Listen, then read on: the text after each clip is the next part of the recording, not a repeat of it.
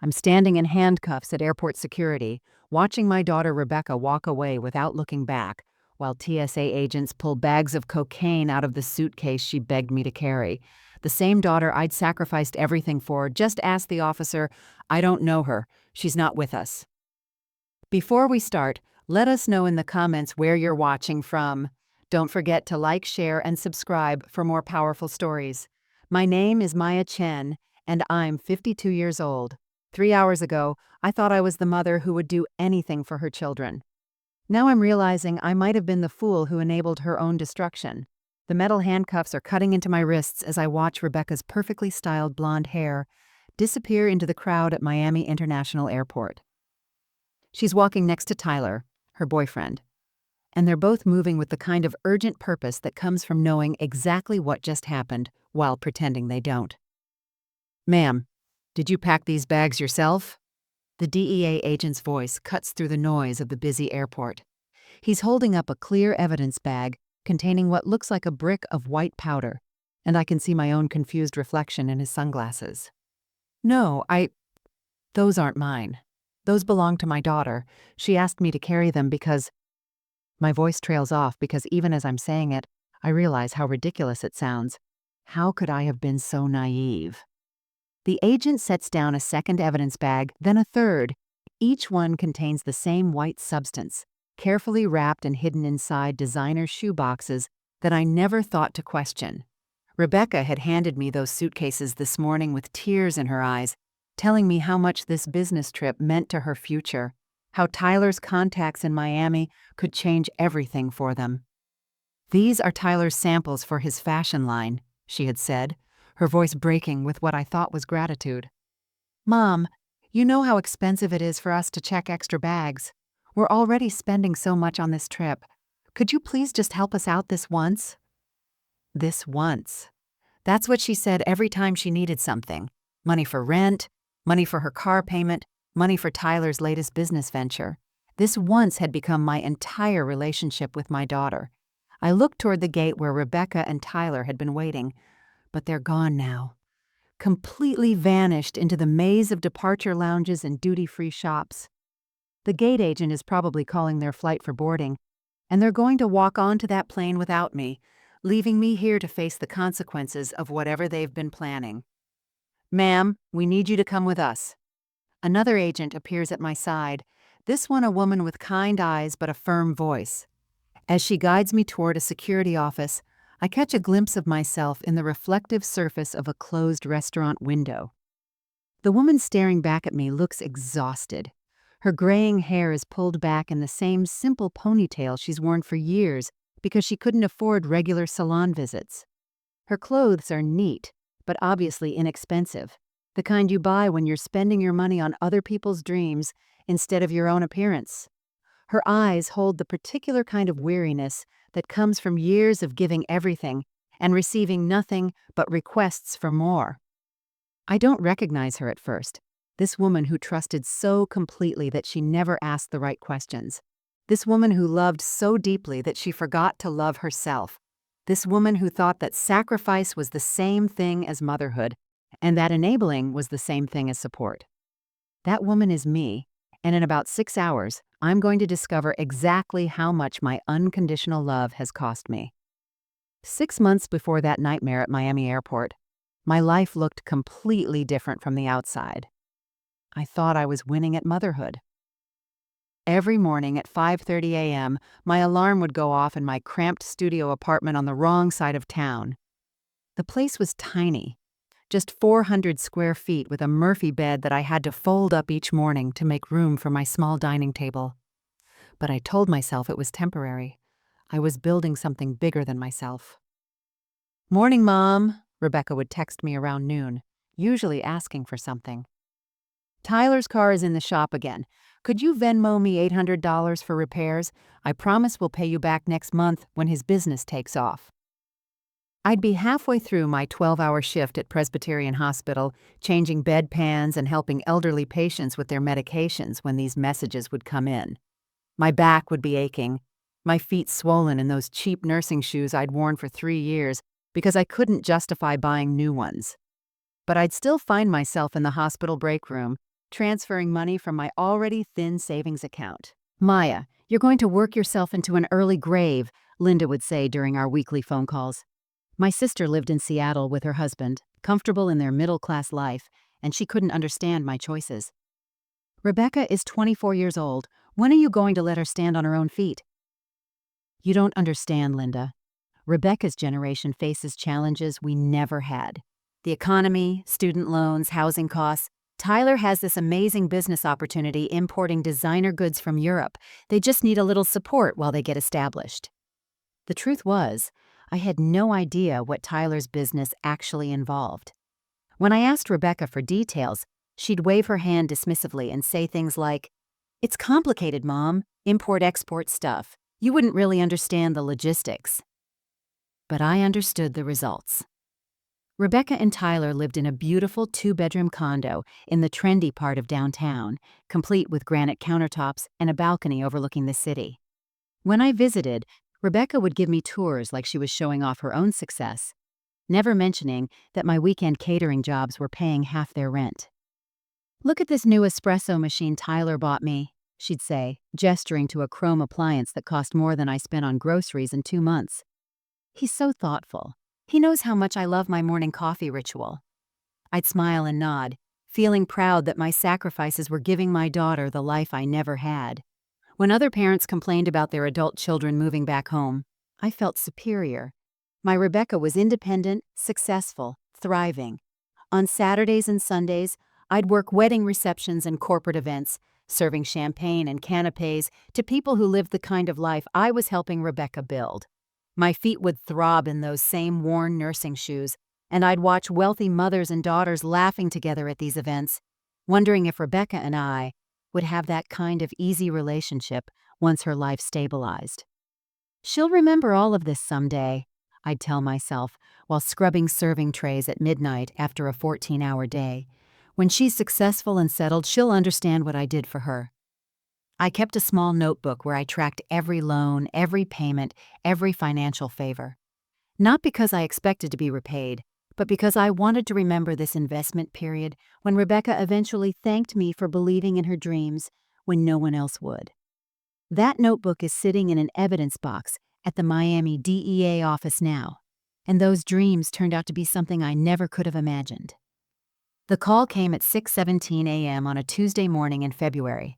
I was getting ready for my early shift at the hospital, standing in my tiny bathroom applying concealer under my eyes to hide the exhaustion, when my phone rang with Rebecca's ringtone. "Mom, thank God you're awake." Her voice had that breathless excitement that usually meant she needed something expensive. "Tyler's business partner just called. There's this incredible networking opportunity in Miami this weekend, like life-changing stuff." I paused, mascara wand halfway to my lashes. "That's wonderful, honey. But why are you calling so early?" "Well, here's the thing. Marcus, that's Tyler's partner. He's flying us down on his private jet. But there are weight restrictions for luggage. We have all these designer samples and prototypes we need to bring for meetings, but we can't fit everything in our carry-ons." Something in her tone made me set down the mascara. Rebecca never called this early unless she was in crisis mode, and she was talking faster than usual, like she was rushing through a rehearsed speech. "We need you to come with us and carry some of our extra luggage. Since you're not paying for your ticket anyway, you can check bags without it costing us anything. It's just business stuff. Fabric samples, jewelry prototypes, fashion industry things." "Rebecca, I can't just take time off work. I've already used most of my vacation days this year, and—" "Mom!" Her voice turned sharp, cutting through my explanation like a blade. "For once, can't you just help without making it about your problems? This could set Tyler and me up for life. We're talking about connections with major fashion retailers, maybe even getting our products into department stores." I stared at myself in the bathroom mirror. The woman looking back had dark circles under her eyes despite the concealer, and her hands were already showing the early signs of arthritis from years of physical work. When was the last time I'd taken a real vacation? When was the last time anyone had asked me what I wanted? "I don't know, Rebecca. I'd have to use my last 3 vacation days, and I was saving those in case of an emergency." "This is an emergency, Mom. This is our future we're talking about. Do you want Tyler and me to struggle forever? I thought you wanted us to succeed." The guilt hit me like a physical weight in my chest. Of course I wanted them to succeed. Everything I'd been doing for the past 2 years was about their success. "How much would I need to cover my own expenses?" I asked, already knowing I'd probably have to put it on my credit card. "Oh, don't worry about that. We'll figure something out. Maybe Marcus can help with your hotel or something. The important thing is that you'll be there to help us with the luggage situation." After I agreed and hung up, I sat on my Murphy bed for a long moment, phone still in my hand. Something felt different about this conversation. Rebecca had never spoken to me with that edge of impatience before, like I was being difficult for having legitimate concerns about work and money. I called my supervisor at the hospital and used my last 3 vacation days. Then I went to my laptop and put the Miami expenses on my credit card. Flights were expensive on short notice, and I ended up having to book a different hotel since Rebecca said their accommodations were already sorted out. As I got ready for work that morning, I couldn't shake the feeling that Rebecca had been reading from a script, but I pushed the thought away. This was an investment in her future, and sometimes investments required sacrifices.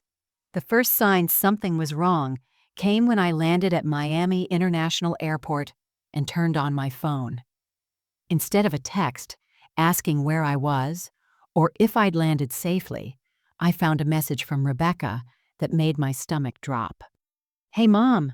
Change of plans. Tyler's partner Marcus upgraded us to the Fontainebleau on South Beach, but they could only get 2 rooms in the main hotel. We booked you something nearby. You'll love having your own space. The address is in the next text." The nearby hotel turned out to be a budget inn 15 miles inland, sandwiched between a gas station and a discount tire shop. When the taxi driver saw the address, he actually asked if I was sure. The lobby smelled like industrial disinfectant and cigarettes, and my room had a view of the parking lot where someone's car alarm had been going off intermittently since I arrived. Meanwhile, Rebecca's Instagram stories showed infinity pools, ocean views, and Tyler raising champagne glasses on a balcony overlooking the beach. "It just made sense financially," Rebecca explained when I called, her voice distracted like she was doing something else while talking to me. "You understand, right? You're always so practical about money." The next morning, I took an Uber to their hotel to meet them for breakfast. The ride cost me $43 each way, money I definitely didn't have to spare. When I arrived at the stunning beachfront resort, Rebecca and Tyler were at a poolside cafe, both wearing new designer sunglasses and looking like they belonged in a magazine. "Mom, you made it!" Rebecca waved me over but didn't get up to hug me. "We already ordered. Tyler has this amazing meeting in an hour with some buyers from Nordstrom."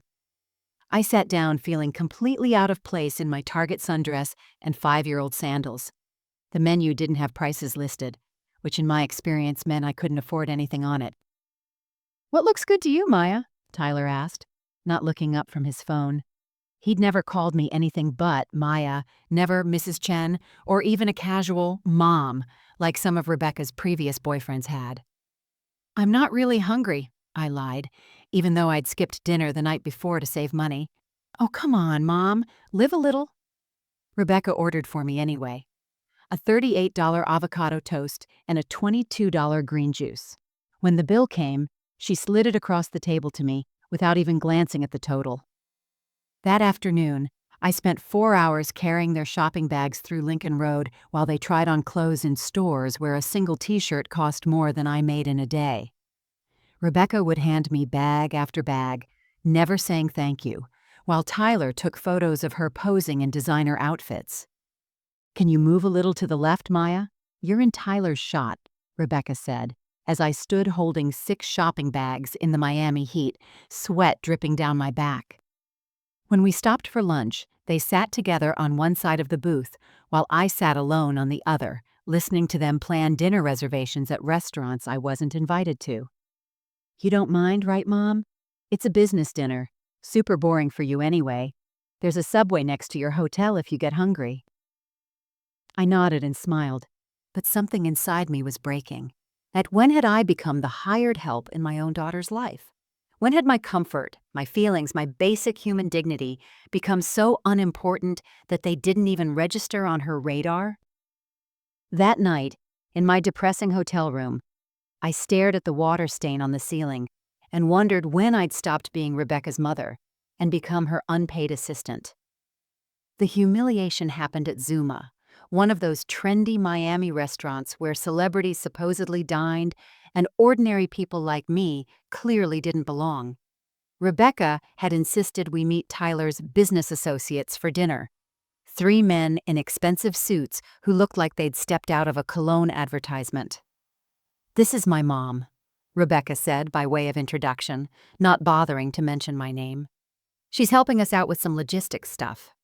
I smiled politely as the men barely acknowledged me, immediately launching into conversations about product placement and distribution networks that went completely over my head. Tyler ordered wine that cost more per bottle than I spent on groceries in a month, while I nursed a single glass of water and tried to make sense of the menu.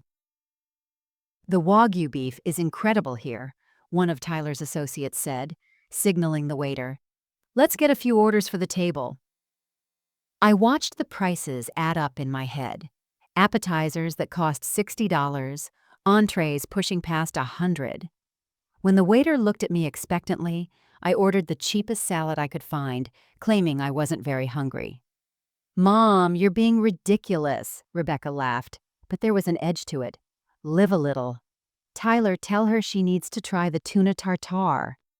"Maya should definitely experience the full Zuma experience," Tyler agreed, his voice carrying that patronizing tone he used when he wanted to sound generous while spending someone else's money. They ordered for me anyway, the tuna tartare, the Wagyu beef, sides I didn't want and couldn't afford. I sat there watching the bill climb while Rebecca and Tyler painted pictures of their bright future to these mysterious businessmen who seemed more interested in Tyler's inventory management than anything resembling fashion. When the check arrived, the waiter placed it directly in front of me. $437 plus suggested tip. I stared at the number, feeling my chest tighten. That was more than half my monthly rent. I reached for my purse with shaking hands, pulling out my primary credit card. "Please work," I prayed silently. "Please don't let me be humiliated in front of these people." The waiter returned 2 minutes later with an apologetic smile. "I'm sorry, ma'am, but this card was declined. Do you have another form of payment?" The table went silent. I could feel heat creeping up my neck as I fumbled through my wallet, looking for another card I knew probably wouldn't work either. My hands were trembling so badly, I dropped my debit card, and it clattered onto the marble floor. "Don't worry, guys," Tyler announced loudly, his voice carrying across the restaurant. "Mama's just having some technical difficulties with her finances." The men at the table erupted in laughter. Not kind, understanding laughter, but the cruel kind that comes at someone else's expense. One of them actually slapped the table. "Technical difficulties," another repeated, grinning. "That's a good one." Rebecca's face flushed, but not with sympathy for me.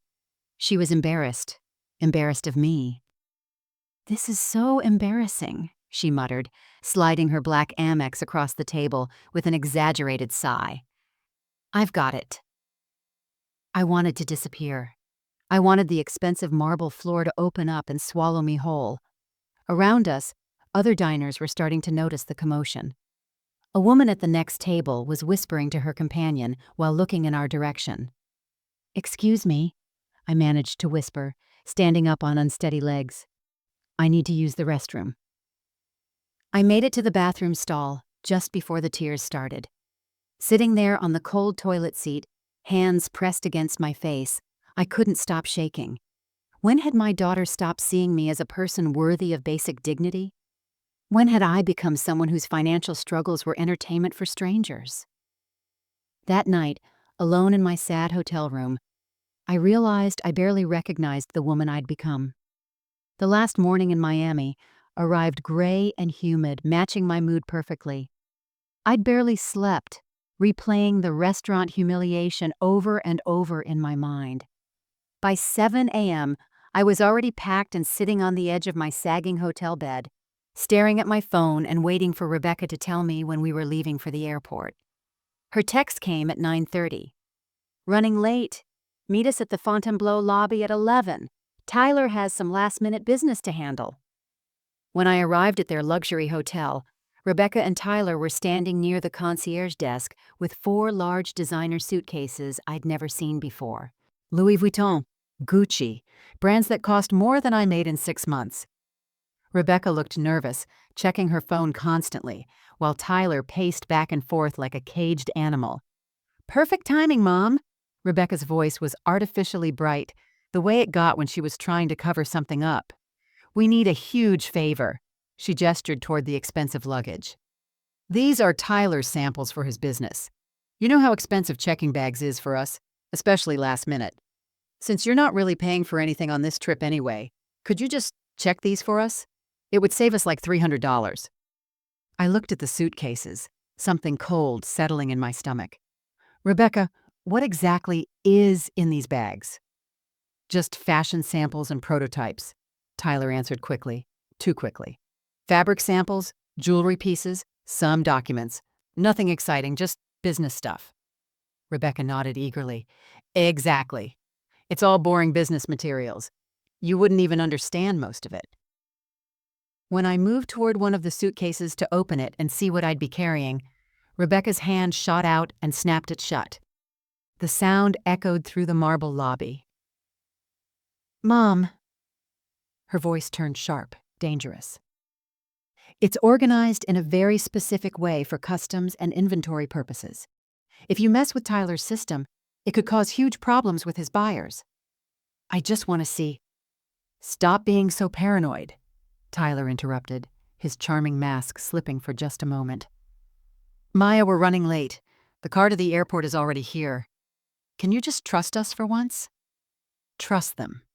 After 3 days of being treated like hired help, after last night's public humiliation, after being relegated to a budget inn while they lived like royalty on my money.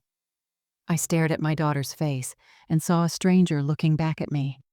"Rebecca," I said quietly, "I've given you everything. My savings, my vacation days, my dignity. I've slept in a horrible hotel and been embarrassed in public. The least you can do is tell me what's in these bags." "Oh my God, Mom!" Rebecca exploded, loud enough that other hotel guests turned to stare. "Everything is always about you, isn't it? This is Tyler's future we're talking about. Our future. But all you can think about is your feelings and your paranoia." In that moment, watching my daughter's face twist with contempt, I felt something inside me break. Not dramatically, not with anger or shouting, just a quiet, devastating snap, like a branch finally giving way under too much weight. At the airport, I stood in the regular security line with their 4 heavy suitcases while Rebecca and Tyler disappeared through TSA pre-check. They didn't wait for me. They didn't look back. They walked away like I was nothing more than a stranger they'd hired to carry their luggage. I watched them vanish into the departure terminal, and for the first time in years, I felt completely, utterly alone. Not the loneliness of being single or working too much, but the soul-deep isolation that comes from realizing the person you'd sacrifice everything for sees you as disposable. Standing there with those mysterious suitcases, I finally understood that I had become invisible to my own daughter. Standing alone in that endless TSA line at Miami International Airport, I felt like I was drowning in plain sight. The 4 designer suitcases surrounded me like expensive prison walls, their weight making my shoulders ache and my lower back scream. Each time the line moved forward, I had to drag them along, and other travelers kept giving me irritated looks as I struggled with luggage that clearly didn't belong to me. The fluorescent airport lights felt harsh and unforgiving against my exhausted face. I caught my reflection in the black screen of someone's phone and barely recognized the woman staring back. When had those lines appeared around my eyes? When had my shoulders started hunching forward like I was carrying the weight of the world? Around me, families moved through security together. A father helped his teenage daughter reorganize her backpack. A mother and her adult son shared earbuds. listening to something that made them both laugh. I watched them with a hollow ache in my chest, remembering when Rebecca was small and would hold my hand in crowded places, trusting me to keep her safe. Now I was carrying her secrets, and I didn't even know what they were. My phone buzzed with a text from Linda. "How's Miami? Hopefully Rebecca is treating you like the queen you are." I stared at the message, my fingers hovering over the keyboard. How could I explain that I was standing in an airport security line, broke and humiliated, carrying mysterious luggage for a daughter who had just screamed at me in a hotel lobby? How could I admit that the investment in Rebecca's future had become a one-way street to my own destruction? I typed back, "Great, having a wonderful time." The lie felt like swallowing glass. As the line crept forward, I did the math in my head.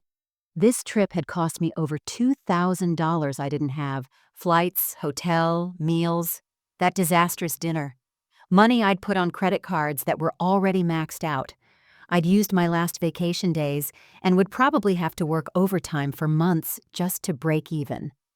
And for what? To be treated like hired help by my own daughter? To be publicly humiliated by her boyfriend? To stand alone in an airport carrying luggage I wasn't allowed to examine? The woman behind me in line was talking to her friend about her son's graduation from medical school. "I'm so proud of him," she said. "All those years of support finally paid off. He called yesterday just to thank me for believing in him." When was the last time Rebecca had thanked me for anything?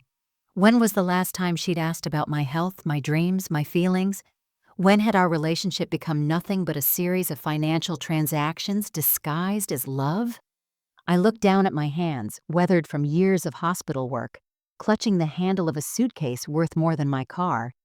These hands had changed countless bedpans, comforted dying patients, worked double shifts to pay for Rebecca's dreams, and now they were shaking from exhaustion and something deeper, a bone-deep realization that I had lost myself completely. The TSA agent ahead was processing a family with small children, and I watched the mother gently guide her daughter through the metal detector, whispering encouragement. The little girl looked back to make sure her mom was still there, and her mother smiled and waved. That's what love was supposed to look like. Protection, encouragement, presence. Not this hollow transaction where I gave everything and received nothing but contempt in return. I was 52 years old, standing alone in an airport, broke and broken, carrying the evidence of my own destruction. I couldn't remember the last time I'd felt proud of myself, the last time I'd looked in the mirror and liked what I saw. This was rock bottom, and I was standing in it with designer luggage and a daughter who had forgotten my name. The TSA scanner alarm went off with a sharp, piercing beep that seemed to echo through the entire security checkpoint. Every head in the area turned toward me as the machine's red light flashed like a warning beacon. "Ma'am, please step to the side," the TSA agent said, his voice professional but firm. He was a middle-aged black man with kind eyes, but his expression was serious as he gestured toward a separate screening area. "We need to do a manual inspection of your luggage." My heart started hammering against my ribs. These aren't actually my bags," I stammered, pointing desperately toward the departure gates where Rebecca and Tyler had vanished 20 minutes ago. "They belong to my daughter and her boyfriend. They're already at their gate." The agent's eyebrows raised slightly. "Ma'am, you're responsible for any luggage you're carrying through security. Do you know what's inside these bags?" "Fashion samples," I said weakly, the words feeling like lies even as they left my mouth. "Fabric samples and jewelry prototypes for business meetings." Two more agents appeared, along with a woman in plain clothes who flashed a badge too quickly for me to read. They lifted the first Louis Vuitton suitcase onto a metal table, and I watched in growing horror as they unzipped it with the practiced efficiency of people who'd done this thousands of times before. Inside, nestled between layers of expensive tissue paper, were designer shoeboxes: Louboutin, Manolo Blahnik, Jimmy Choo. For a split second, I felt confused relief. Maybe it really was just fashion merchandise after all. Then the agent opened the first shoebox. Instead of stilettos, it contained carefully wrapped packages of white powder. each one vacuum sealed and labeled with small, precise handwriting. My legs nearly buckled as I realized what I was looking at.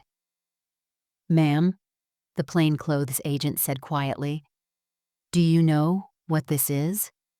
I couldn't speak. I couldn't breathe. I watched in frozen horror as they opened box after box, revealing package after package of what was unmistakably cocaine. Enough drugs to fill a pharmacy, hidden inside luxury goods worth more than most people's cars. This isn't, I struggled to form words, my voice coming out as barely a whisper. I didn't know. I swear to God, I didn't know. The second suitcase yielded even more evidence. Along with additional drugs, they found bundles of cash, ledgers written in Tyler's distinctive handwriting, and business cards for something called Miami Distribution Solutions, with Tyler's name printed as managing partner. "Ma'am, we need you to come with us," the female agent said, producing handcuffs that gleamed under the harsh airport lighting. "You're under arrest for possession with intent to distribute." As the cold metal clicked around my wrists, I looked desperately toward the departure gates. Through the crowd of travelers, I caught a glimpse of Rebecca's blonde hair. She was standing at gate B12, close enough to see everything that was happening, close enough to run over and explain the misunderstanding. Instead, she was talking urgently to Tyler, both of them looking directly at me. When a uniformed police officer approached them, I heard Rebecca's voice carry across the terminal. "I don't know her. She's not with us." The woman I had given everything to, the daughter I had sacrificed my health and happiness for, the child I had carried in my body and loved unconditionally for 24 years, was denying she even knew me. "Ma'am, this way, please," the agent said, guiding me toward a security office while curious travelers stared and whispered. As they led me away, I heard the gate agent announcing the boarding call for Rebecca and Tyler's flight to Los Angeles. They were going to leave. They were going to get on that plane and disappear while I faced federal drug charges for carrying their poison. The DEA interrogation room smelled like stale coffee and industrial disinfectant. I sat at a metal table, still in handcuffs, staring at evidence bags filled with enough cocaine to put me in federal prison for the rest of my life. For 18 hours, I'd been answering the same questions over and over, my voice growing hoarse as I tried to convince skeptical agents that I was just a naive mother who'd been manipulated by her own daughter. "Mrs. Chen," Agent Martinez said, sliding a manila folder across the table. She was a woman about my age, with intelligent eyes and graying hair pulled back in a no-nonsense bun. "We've been monitoring Tyler Davidson's operation for 6 months. What I'm about to show you might be difficult to see." My hands shook as I opened the folder.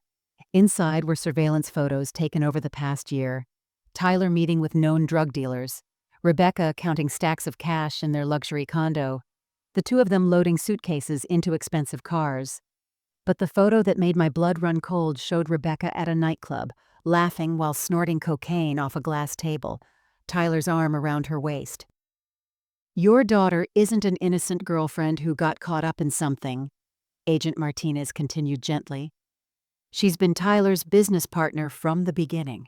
Those designer clothes, that condo you've been helping to pay for, it's all been funded by drug money." I stared at the photos, feeling something fundamental shift inside my chest. All those times Rebecca had called me paranoid for asking questions. All those mysterious business trips and expensive gifts that appeared out of nowhere. The way she'd trained me not to pry, not to question, not to think too hard about where their money really came from.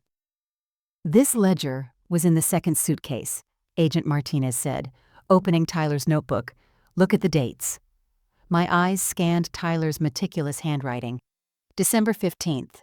Maya, Christmas loan, $2,000. January 8th. Maya, car payment emergency, $1,500. February 22nd. Maya, rent assistance, $800. They had been tracking every penny they'd extracted from me, documenting my financial contributions to their drug operation like I was an unwitting investor in their criminal enterprise. "They've been using you, Mrs. Chen," Agent Martinez said quietly. "Your clean record, your maternal instincts, your willingness to help without asking questions. You were the perfect cover for their operation." I looked up from the ledger, and for the first time in years, I felt something I'd almost forgotten existed. My own intelligence. Not the intelligence Rebecca had trained me to suppress, but the sharp analytical mind that had gotten me through nursing school as a single mother, that had managed 2 jobs and raised 2 children on my own. "They planned this," I said, my voice stronger than it had been in months. "The Miami trip, the luggage, getting me to carry their drugs through security. They planned for me to get caught." Agent Martinez nodded. "We believe you were meant to be their fall guy. If everything went smoothly, they'd retrieve the drugs on the other side. If something went wrong, you'd take the blame while they walked away clean." I thought about Rebecca's face in that hotel lobby when I'd tried to look inside the suitcases. The panic in her eyes hadn't been about protecting Tyler's business system. It had been about protecting their carefully orchestrated plan to make me their scapegoat. "My daughter was willing to let me go to prison for the rest of my life," I said, the words coming out calm and clear, like stating a simple fact. "Yes," Agent Martinez confirmed. "But here's what she didn't count on. You have value to us. Tyler's operation spans multiple states, and we need someone on the inside to help us shut it down completely." For the first time since this nightmare began, I felt a spark of something dangerous, power. Released after 18 hours of questioning, I walked out of Miami International Airport's federal holding facility into the blazing Florida sunshine, feeling like a completely different person than the one who'd entered. The cooperation agreement was folded carefully in my purse, my ticket to freedom and Rebecca's path to justice. Agent Martinez had given me a secure phone with one contact programmed in. "Text me if they reach out," she'd said. "And Mrs. Chen, don't underestimate yourself. You're stronger than you know." The first person I called wasn't Rebecca. It was Linda. "Maya, thank God. I've been worried sick. Your flight was supposed to land yesterday and—" "Linda," I interrupted, my voice steady in a way it hadn't been in years. "I need you to fly to Miami. Tonight, if possible. And I need you to not ask questions until you get here." 6 hours later, I sat across from my sister in a quiet cafe near Miami Beach, watching her face change as I laid out everything. The drugs, the betrayal, Rebecca's denial at the gate, the cooperation agreement that would help bring down Tyler's entire network. "She was willing to let you go to prison," Linda said, her voice barely above a whisper. "Your own daughter." "Yes," I replied, surprised by how calmly I could state that devastating fact. "But she made one critical mistake. She underestimated me." Over the next 3 days, Linda helped me execute a plan I'd been forming since the moment I realized Rebecca had orchestrated my destruction. We started with the financial severing. At Bank of America, I closed the joint savings account Rebecca had access to, transferring my remaining funds to a new account at a different bank entirely. Linda sat beside me as I canceled the credit card Rebecca used for emergencies, watching years of financial enabling disappear with a few signatures. "The auto pay for their condo rent goes through this account," the bank representative mentioned helpfully. "Should we continue that service?" "Cancel it," I said without hesitation, effective immediately. Next, we visited my apartment complex. Using my cooperation with the DEA as justification, I broke my lease early and found a new place across town. A bright one-bedroom apartment with actual windows and a kitchen table for 2. Linda helped me pack my few belongings, and we left no forwarding address. "What about Rebecca?" Linda asked as we loaded boxes into her rental car. "Won't she be worried when she can't reach you?" I pulled out my old phone and powered it down for the last time. Agent Martinez had given me a new number, a new identity in some ways. Rebecca stopped worrying about my well-being a long time ago. She only contacts me when she needs something. The cooperation agreement required me to document everything I remembered about Rebecca and Tyler's operation. Sitting in my new apartment, I spread bank statements, text messages, and receipts across my kitchen table like pieces of a puzzle I was finally ready to solve. Every emergency loan had coincided with Tyler's business trips. Every expensive gift Rebecca had shown off matched the dates when they'd asked me for money. The timeline painted a clear picture of systematic manipulation spanning over 2 years.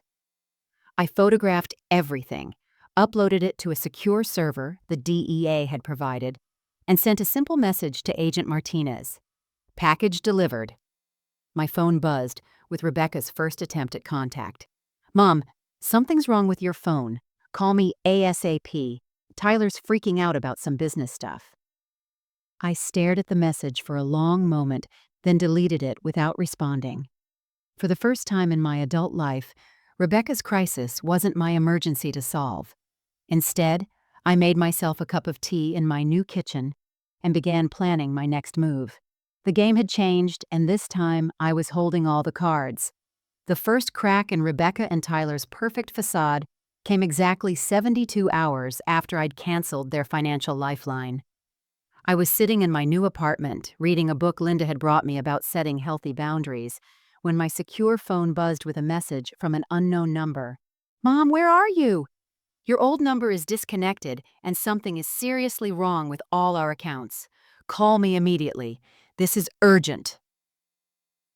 I recognized Rebecca's texting style, all caps when she was panicking, multiple question marks when she wasn't getting her way. For 2 years, messages like this would have sent me into crisis mode, scrambling to fix whatever emergency she'd created. Now I simply screenshotted it and forwarded it to Agent Martinez with a note. They're starting to panic. An hour later, another message from a different number. Mom, this is Rebecca.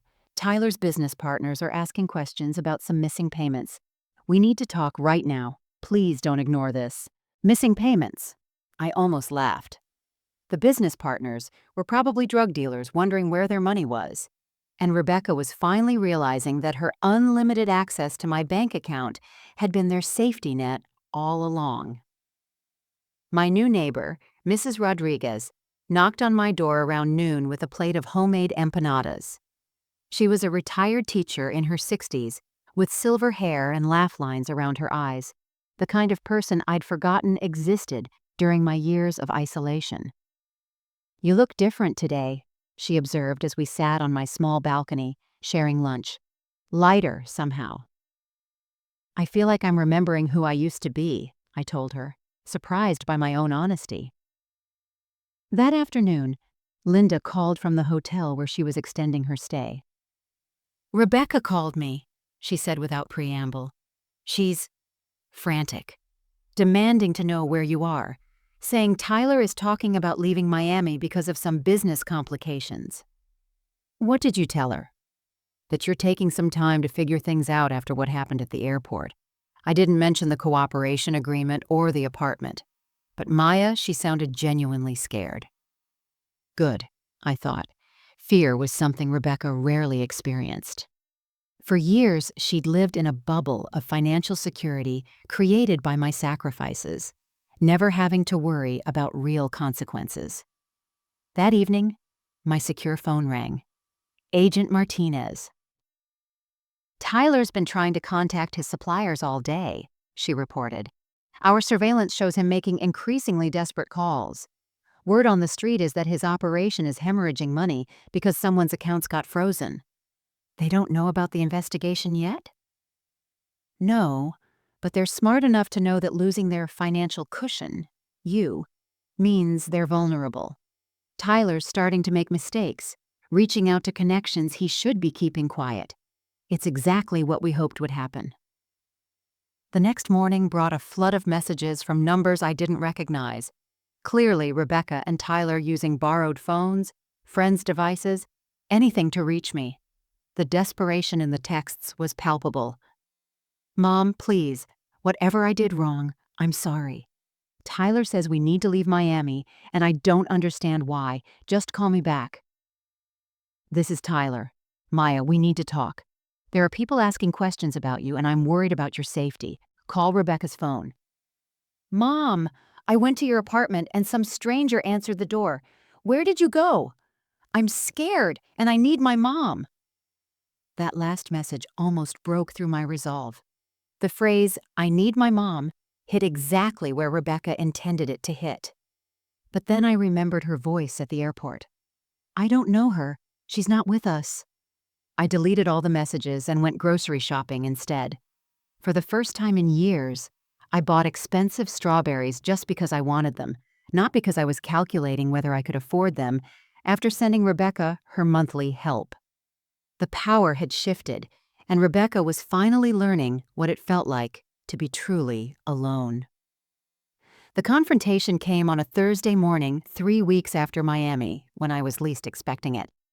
I was in my new kitchen, making breakfast and actually humming, something I hadn't done in years, when someone started pounding on my apartment door with the desperation of a person who'd finally found what they'd been hunting for. Mom, I know you're in there. Open this door right now. Rebecca's voice carried the particular edge of someone who'd been sleeping badly and running on pure panic. Through my peephole, I could see her pacing in the hallway, her usually perfect hair unwashed and pulled back in a messy ponytail. The designer clothes were gone, replaced by jeans and a wrinkled t-shirt that looked like she'd been wearing them for days. I took my time finishing my coffee before opening the door. Rebecca, I said calmly, not stepping aside to let her in.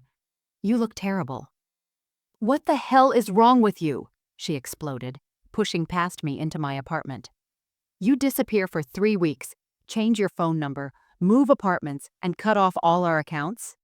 Tyler is talking about leaving the country, and I don't know what's happening. She stopped short when she saw my new place. The bright windows, the comfortable furniture, the small dining table set for one with actual placemats. This place is nice, she said, confusion flickering across her face. How did you afford this? It's amazing what you can afford when you stop funding other people's lifestyles, I replied, closing the door and leaning against it. Please sit down. We need to talk. Rebecca perched on the edge of my couch, like she might need to run at any moment.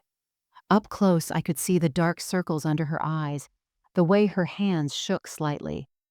She looked like someone living in constant fear. Mom, I don't know what I did wrong, but I'm sorry, okay? Tyler says there are people watching us, asking questions about you. He thinks you might be in some kind of trouble. And if you are, we need to figure out how to fix it together. I walked to my kitchen counter and picked up a manila folder, the same type Agent Martinez had shown me in that DEA interrogation room. Rebecca's eyes followed my movements with growing unease. You want to know what trouble I'm in? I asked, my voice still calm as I opened the folder. Let me show you. I spread the surveillance photos across my coffee table like I was dealing cards. Rebecca with Tyler at drug meetings. Rebecca counting stacks of cash. Rebecca snorting cocaine at that nightclub. Her face went completely white as she stared at the evidence of her double life. Where did you get these? She whispered. The DEA, I said simply. They've been watching Tyler's operation for 6 months.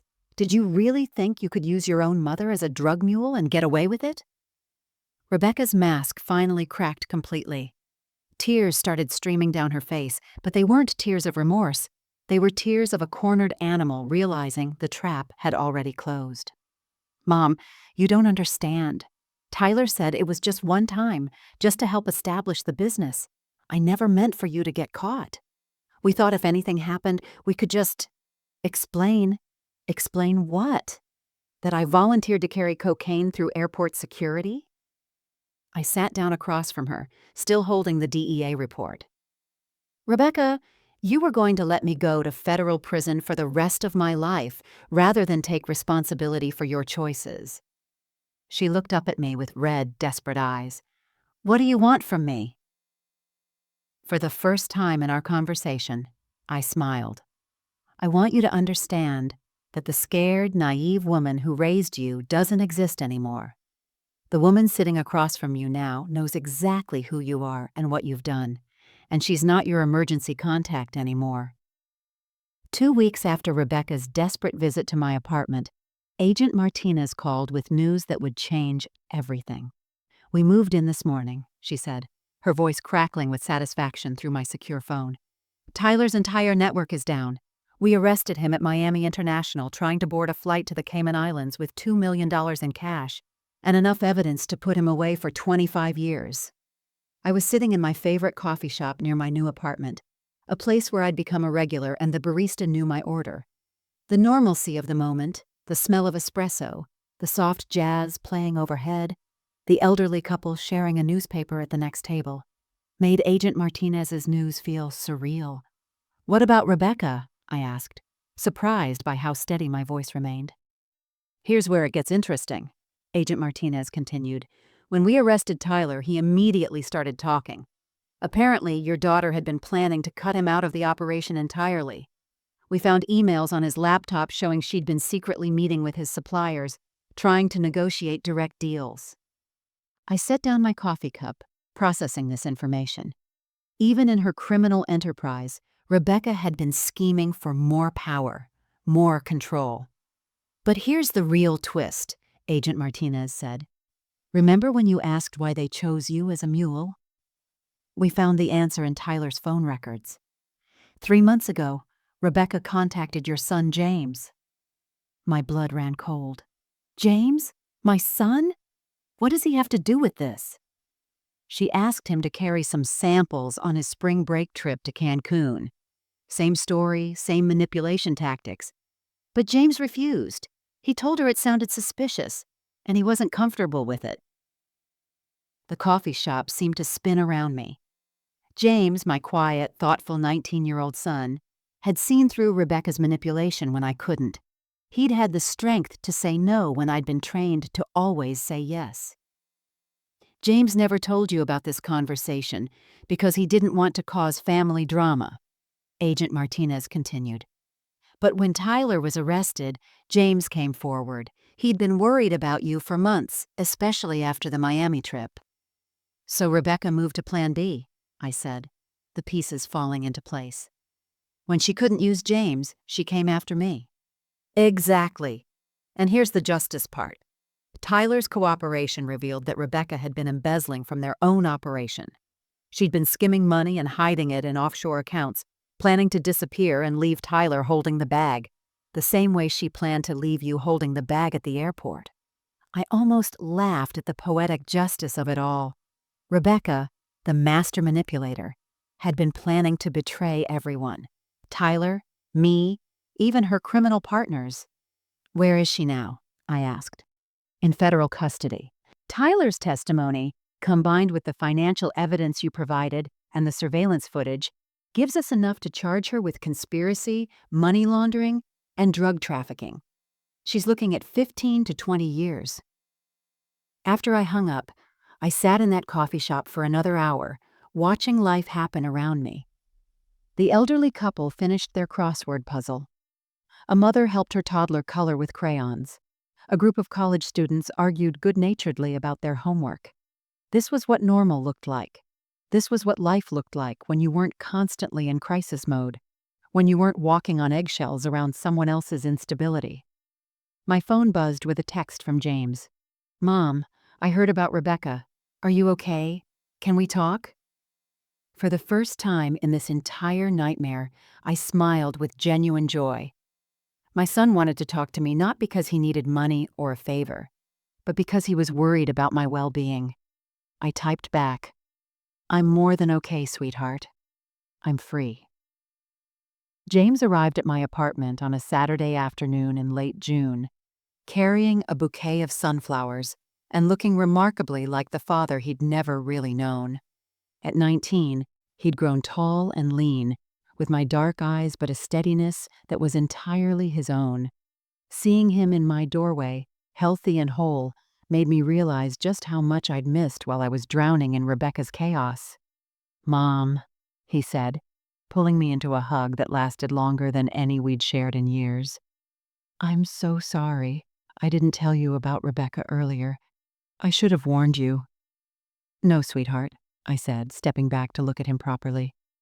"You protected yourself, which is exactly what you should have done. That's what healthy people do." We sat in my bright kitchen, the same one where I'd confronted Rebecca just weeks earlier. And James told me everything. How Rebecca had called him in March, spinning the same story about Tyler's business samples and expensive checked baggage fees. How something in her voice had set off alarm bells he couldn't ignore. She got angry when I said no, James explained, absently petting my new rescue cat, Luna, who had immediately claimed his lap. She said I was being paranoid and ungrateful, that you were already helping them and I should too.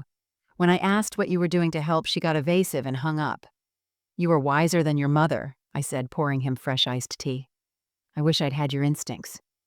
Mom, you weren't naive. You were being a loving parent. Rebecca exploited that love. James's voice carried a maturity that surprised me. I've been watching this happen for 2 years, feeling helpless. The constant money requests, the way she never asked about your life, how exhausted you always looked after talking to her. I set down my glass, studying my son's face. Why didn't you say anything? Because I was afraid you'd choose her over me, he admitted quietly. Rebecca always made it clear that she was the one who needed you most, that I was fine on my own.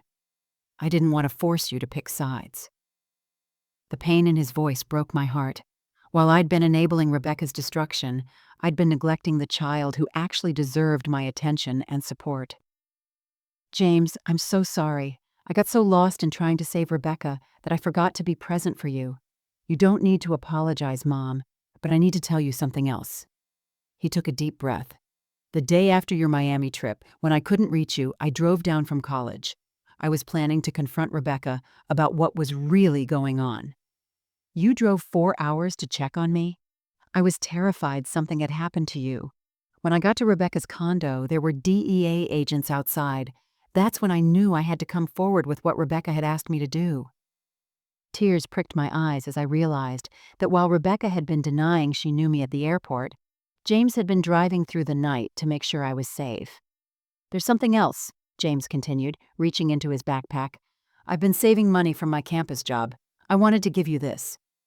He handed me an envelope containing $1,500 in cash.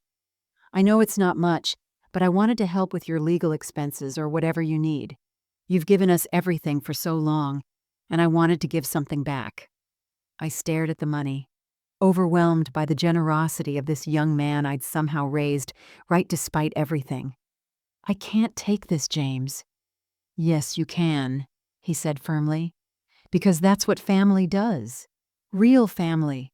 We take care of each other. For the first time in months, I cried.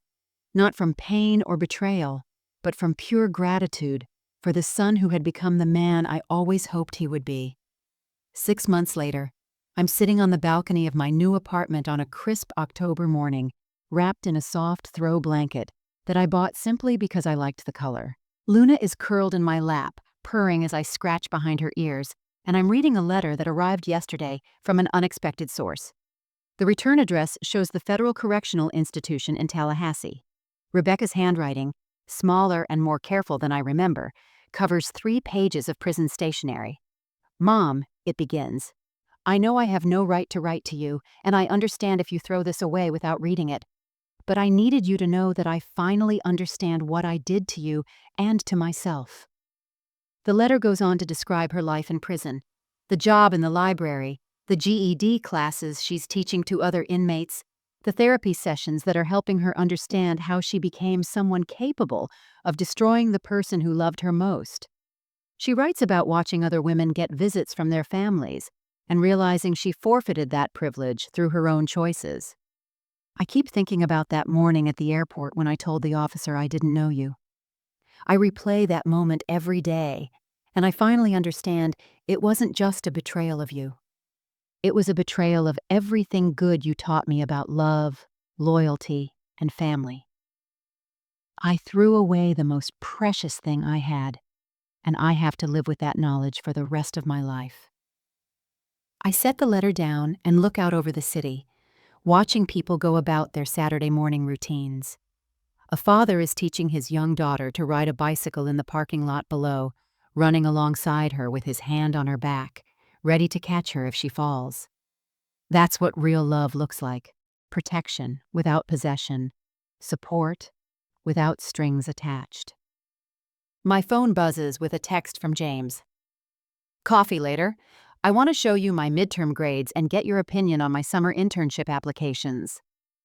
I smile, typing back, absolutely. I'll pick you up at 2. This is what healthy family relationships feel like. James asks for my advice because he values my opinion, not because he needs my money. He shares his successes because he wants me to be proud, not because he's setting me up for his next request. We spend time together because we enjoy each other's company, not because one of us is in crisis. Through my balcony door, I can see the small dining table where Mrs. Rodriguez and I play Scrabble every Thursday evening. On my refrigerator hang photos from Linda's last visit, and a card from my hospital colleagues congratulating me on my recent promotion to charge nurse, a position I finally had the confidence to apply for once I stopped believing Rebecca's subtle suggestions that I wasn't capable of more. I pick up Rebecca's letter again and read her closing paragraph. I don't expect forgiveness, and I'm not asking for anything from you. I just needed you to know that the woman who raised me did everything right. The failure was mine, not yours. You deserved a daughter who cherished you, protected you, and honored the sacrifices you made. I hope someday you can remember the good parts of who I used to be, without the pain of who I became. I fold the letter carefully and place it in the small wooden box where I keep meaningful correspondence. Rebecca's words feel like the closure I didn't know I needed. Not reconciliation, but acknowledgement. Recognition that the problem was never my love being insufficient, but her inability to receive it properly. As I prepare to get ready for coffee with James, I catch my reflection in the glass door. The woman looking back has clear eyes, relaxed shoulders, and something I'd forgotten existed. Peace. She knows her own worth now, and she'll never again mistake enabling for love or sacrifice for strength. This is what freedom feels like, and it's beautiful.